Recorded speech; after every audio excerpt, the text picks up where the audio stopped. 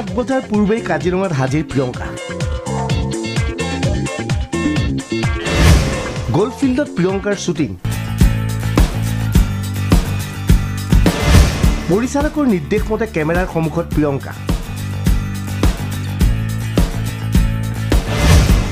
প্ৰায় 3 ঘণ্টা ধৰি কাজিৰঙাত শ্বুটিং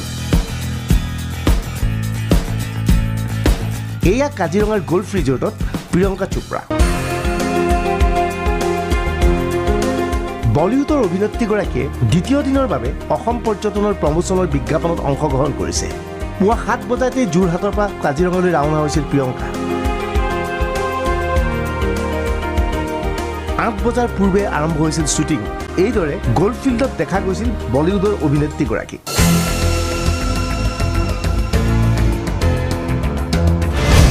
নিশা যোৰহাটত প্ৰিয়ংকাৰ বিহুৰ শ্বুটিং অসমীয়া সাজপাৰ পৰিধান কৰে প্ৰিয়ংকা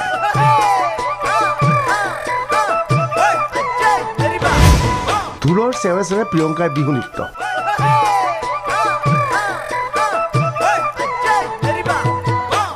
এই দৃশ্য মন কৰক এয়া যোৰহাটৰ দৃশ্য যোৰহাটত এইদৰে বিহু দলৰ সৈতে বিহু নাচিছে প্ৰিয়ংকাই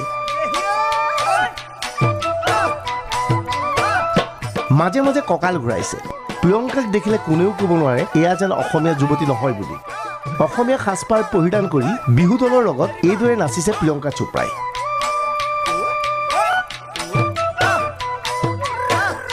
প্ৰশ্ন হয় পৰ্যটন বিভাগৰ বিজ্ঞাপনত কি বিষয় সন্নিৱিষ্ট কৰা হৈছে আমি বিচাৰিছো যে এই বিজ্ঞাপনৰ জৰিয়তে অসমৰ চহকী সংস্কৃতি অসমৰ বন্যপ্ৰাণী অসমৰ প্ৰাকৃতিক সম্পদ এই গোটেই কথাবিলাক যাতে ফুটি উঠিব পাৰে অসমৰ সাজ পোছাকৰ পৰা খাদ্যভাসলৈ ফুটাই উঠাৰ কাৰণে আমি চেষ্টা চলাইছো আৰু যোৱাকালিৰ পৰা সেই ধৰণে কাম কৰি থকা হৈছে অসম চৰকাৰৰ ফালৰ পৰা দাবী কৰা মতে ইয়াৰ পূৰ্বে প্ৰিয়ংকাই প্ৰস্তুত কৰা ভিডিঅ'টো ইতিমধ্যে জনপ্ৰিয় হৈছে আসাম কেম্পেইনিং চলিছিল এই কেম্পেইনিঙত খুব জনপ্ৰিয়তা আমি পাইছিলো এইবাৰ আমি অসমৰ যিসমূহ কথা আগতে দেখুৱাব পৰা নাছিলো অসমৰ মাজলৈকে আহি অসমৰ হাতী সাফাৰীৰ পৰা চকলং বিয়াৰ পৰা চাহ গছৰ পাত তোলালৈকে মাছ মৰালৈকে সকলো কথা সামৰি ল'বলৈ চেষ্টা কৰিছো